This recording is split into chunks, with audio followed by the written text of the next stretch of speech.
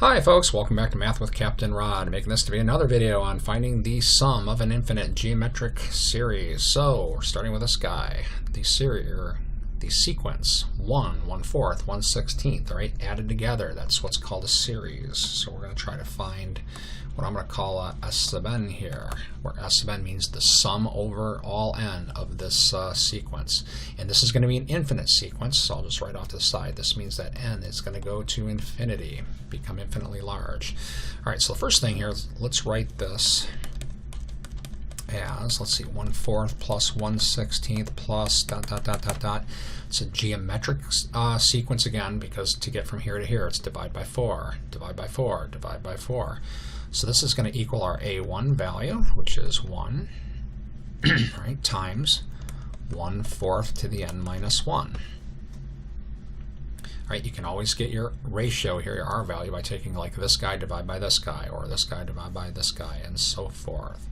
All right, now I'm just going to apply that standard trick I've been using for finding these sums. So we're going to take this and we're going to multiply by R, in this case 1/4. So we're going to have 1/4 S sub n equals 1/4 plus 1/16 plus, I don't need to do any more. That very last term, we're going to have 1 times 1/4 to the n when you multiply this by 1/4. Second part of the trick, take equation 1, subtract equation 2. When we take S sub n minus 1/4 S sub n, we get 3/4 S sub n equals 1 minus nothing is 1. Subtraction partner, subtraction partner, subtraction partner, all the way to the end. These, what I call subtraction partner, these things that subtract off and give zeros. This one will have one as well. There's a term right before this that's exactly equal to this. This one doesn't have a subtraction partner. You can think of it as 0 minus this at the end. I'm not going to need the 1, so I'll just put 1/4 to the n. Okay. Now, if I had a value of n, I'd put it in and calculate S sub n, but I don't. We're going to imagine n getting infinitely large, or I like to say n is going to infinity, and 1/4 to the n, right? And remember, that's equal to 1/4 to the n. This goes to 0 as n gets infinitely large. So we're just going to say, all right, this is approximately 0. So now we have 3/4 S sub n is equal to 1. So S sub n is equal to 4/3, or 1.33333333. Keeps going forever. All right, so there is our sum of the sequence. All right, let's look at this next one. Get rid of this stuff.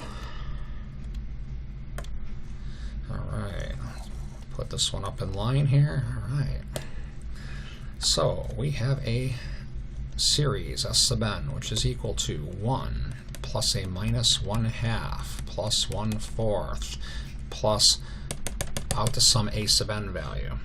Alright, I'll put that a sub n here. Now, going from here to here, that's dividing by minus 1/2. Or, I'm sorry, that's dividing by minus 2, or you could think of it as multiplying by minus 1/2, multiplying by minus 1/2, multiplying by minus 1/2. So this guy here is going to be our first value, times minus 1/2 to the n minus 1. And again, that's n minus 1 because we're starting at 1. All right. Standard trick, multiply both sides by R. So minus 1/2 S sub n equals minus 1/2 plus 1/4 plus a negative 1/8. And this pattern will continue to the very end, that last term, when we take this and multiply by minus 1/2. That's going to give us a minus 1/2 to the n. Okay. Take equation 2, subtract equation 1. So take this one, subtract this one. And remember that when you subtract, that's going to become plus. So we are going to have 3/2 S sub n is equal to 1 minus nothing. Subtraction partners, remember, negative 1/2 minus a minus 1/2 is 0. That's what I call subtraction partner. Subtraction partner, subtraction partner, subtraction partner. This will have one as well.